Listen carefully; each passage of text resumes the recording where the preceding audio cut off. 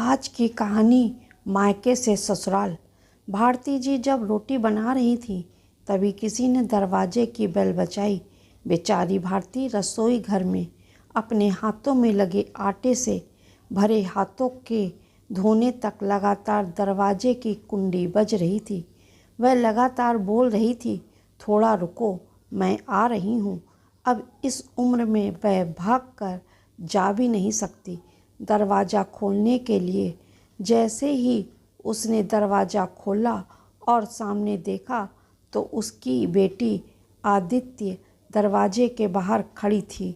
तब उसे आश्चर्य हुआ कि कुछ बताया भी नहीं, मैंने भी नहीं बुलाया तो आदित्य अचानक कैसे आ गई। अपनी बेटी को देखकर भारती बोली, आने से पहले बताना तो चाहिए था, अकेले ही आई हो क्या? जमाई जी और बच्चे कहाँ हैं? भारती ने एक साथ कई सारे सवाल किए। तभी आदित्य बोली, माँ, क्या कोई अपनी प्यारी इकलौती बेटी का ऐसे स्वागत करता है? मुझे लगा कि तुम मुझे अचानक देखकर बहुत खुश होगी और सबसे पहले मुझे गले लगा लोगी, पर यहाँ तो उल्टा ही हो रहा है। शायद तुम दुनिया की पहली माँ होगी जो बेटी को ससुराल से अपने घर आते देख खुश होने की बजाय चिंता में पड़ गई। क्या मैं अकेली इस घर में नहीं आ सकती? क्या हमेशा दामाद और बच्चों के साथ ही आना जरूरी है? बोलकर आदित्य घर में प्रवेश कर गई और अपना सामान रख कर बोली, भाभी कहाँ पर हैं? भाभी, जल्दी चाय नाश्ता लेकर आओ, आपकी ननंद आई है। बहू घर पर नहीं है, अपने मायके गई है। हम माँ ने कहा। अच्छा, इसलिए तुम घर संभाल रही हो और खाना बना रही हो। माँ, तुम्हारी बहू के तो बड़े ठाठ हैं। बहू मौत से घूम रही है और सास घर संभाल रही है। देखो ना, आपने बहू के आने से पहले ही खाना बनाकर रखा है। उसे घर आकर कुछ भी काम करने की ज़रूरत ही नहीं पड़ेगी। बड़े नसीब लेकर आई है आपकी बहू। और एक मैं हूँ जिसे उसकी सास कभी एक गिलास पानी भी नहीं पूछती। आदित्य ने ताना मारते हुए कहा, बेटा, प्यार और इज्जत ऐसी चीज़ है जो हम पहले किसी को देते हैं, फिर उससे अपेक्षा रखते हैं कि वह भी हमें वापस दे। माँ ने उसे समझाते हुए कहा। माँ ने आगे कहा, हर एक लड़की को अपने ससुराल में जगह बनानी पड़ती है। वहाँ कुछ भी आसानी से नहीं मिलता। तुम अपनी सास से एक गिलास पानी की अपेक्षा करती हो। तुम तो उसकी बहू हो। तुम बहू हो, फिर भी तुमने कभी उन्हें एक गिलास पानी दिया है क्या? तुम शादी के बाद ससुराल में रही ही कितनी दिन। जब तुम्हारे मन को लगा तब अपनी बैग भरी और सीधा मायके आ जाती हो।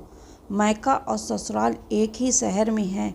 इसका मतलब ऐसा नहीं होता कि तुम जब चाहो तब मायके आ जाओ और जब चाहो उतने दिन रहकर वापस ससुराल चली जाओ। मायके में भी बेटी का मान सम्मान सब तभी मिलता है जब बेटी ससुराल का मान सम्मान रखकर मायके में कुछ दिनों के लिए आती हैं, तभी उन्हें मान सम्मान मिलता है। ऐसा हर रोज़ बिना बुलाए कोई कारण ना होते हुए भी कोई बेटी मायके आती होगी तो उसको साधारण पूछताछ ही कोई करता नहीं है। और तुम मेरी बहू को बोलती हो ना, तुम तो मेरी बहू की बराबरी ही मत करो। वह कभी भी बुलाए बिना अपने मायके नहीं जाती और गई भी तो वहाँ की कोई भी बात में वह कुछ नहीं बोलती।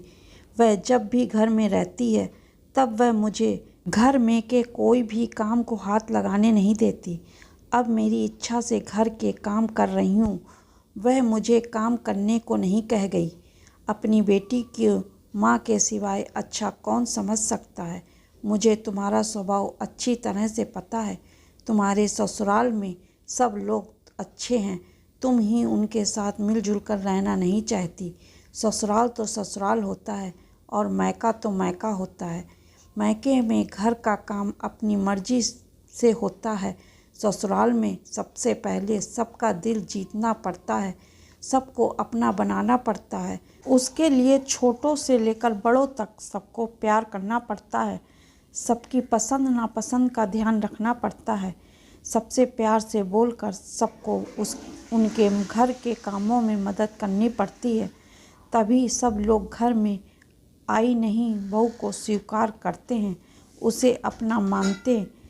तुम जिम्मेदारी लेने के लिए तैयार ही नहीं हो, इसलिए रोज़ रोज़ मायके चली आती हो, यहाँ आकर भी वही करती हो।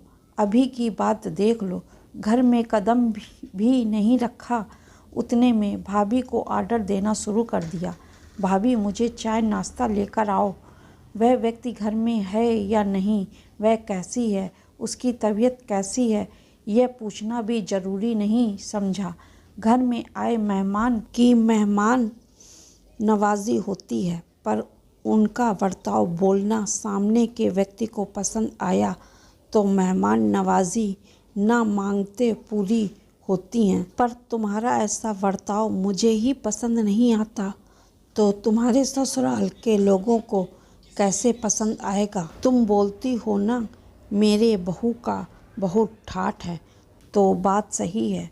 उसने यहाँ हमारा दिल जीत लिया है और हर एक के दिल में खुद ही जगह बनाई है। वो रोज़ रोज़ तुम्हारे जैसी ससुराल के लोगों के साथ झगड़ा करके मायके नहीं जाती। इसी वजह से ससुराल और मायका दोनों जगह उसकी इज्जत होती है। जब तक उसे अपने मायके से बुलावा नहीं आता तब तक वह जाती नहीं। आज माँ ने ही अपनी बेटी को उसके बर्ताव के दोष दिखाए, क्योंकि उसे लगता था कि अपनी बेटी को अभी नहीं समझाया तो वह उसे कभी भी नहीं समझेगी। तब तक बहू भी घर आ गई। उसने आदित्य को देखते ही वह बोली, अरे दीदी आप कब आई? मुझे फ़ोन किया होता तो मैं जल्दी घर आ गई होती ना। इस पर आदित्य बोली, नहीं नहीं भाभी, मैं वापस जा रही हूँ। अभी ही मेरी सास का फ़ोन आया था, उसके सीने में दर्द हो रहा है, मुझे वापस जाना है, आऊँगी वापस। तभी यह बात बोलकर आदित्य अपना सामान लेकर चली गई। तभी उसकी भाभी ने उसे रोकने का प्रयास किया, पर उसकी सास ने ही अपनी बेटी को रोकने के लिए मना किया और अपनी बहू को बोली, बहू जाने दो उसे, पहले अपना घर संभालने दो, उसके बाद उसे मायके में आने दो। तुम्हें भी किसी के नहीं बुलाने पर तुम्हारे मायके जाती हो क्या? तभी बहू भी समझ गई कि सास ने उसकी बेटी को जीवन का पाठ पढ़ाया है। काफ़ी महीने हो गए आदित्य का फ़ोन नहीं आया, वह खुद ही मायके नहीं आई, इसलिए उसकी माँ ने उसे फ़ोन किया। शुरुआत में किसी ने भी फ़ोन उठाया नहीं, फिर थोड़ी देर बाद फ़ोन किया तो फ़ोन उठाया, लेकिन आदित्य ने नहीं, उसकी सास ने उठाया। तभी उन्होंने उनकी तबीयत पूछा, फिर दोनों की बातें शुरू हो गई। तभी बीच में ही आदित्य की सास ने उनकी माँ को धन्यवाद किया। तब अचानक उनके ऐसे बोलने पर उनको कुछ समझ नहीं आया, इसलिए भारती जी ने वापस पूछा, आप और किसी के बात कर रही हो क्या? आदित्य की सास बोली, नहीं तो फिर आप धन्यवाद किसको बोल रही थी? भारती जी ने पूछा। आपकी बेटी आदित्य बहुत समझदारी से बर्ताव कर रही है, सभी को अपना बनाने की कोशिश कर रही है, सभी की मनपसंद का खाना बनाकर खिलाते हुए घर में बहुत आनंद का वातावरण है, कोई भी झगड़ा नहीं, जैसे स्वर्ग ही बन गया हो मेरा घर। इसलिए मैं आपको धन्यवाद बोल रही हूँ। आपकी बेटी के अच्छे बर्ताव से यह दिन हमें देखने हम बहुत धन्य हो गए हैं। पहले हमें उसकी तरफ से कोई भी अपेक्षा नहीं थी, पर आपने उसे समझा कर भेजा और उसके स्वभाव में बदलाव आया। आज उसी आदित्य को मायके जाना तो दूर की बात है, फ़ोन पर बोलने के लिए भी उसके पास वक्त नहीं है, वह अपनी गृहस्थी में व्यस्त हो गई है। सभी माताओं ने अगर अपनी बेटियों को ऐसा समझाया और उनको समझ आ गया तो किसी भी घर में झगड़ा होगा ही नहीं। यह कहानी आपको कैसी लगी? कृपया लाइक करें, सब्सक्राइब करें। नमस्कार।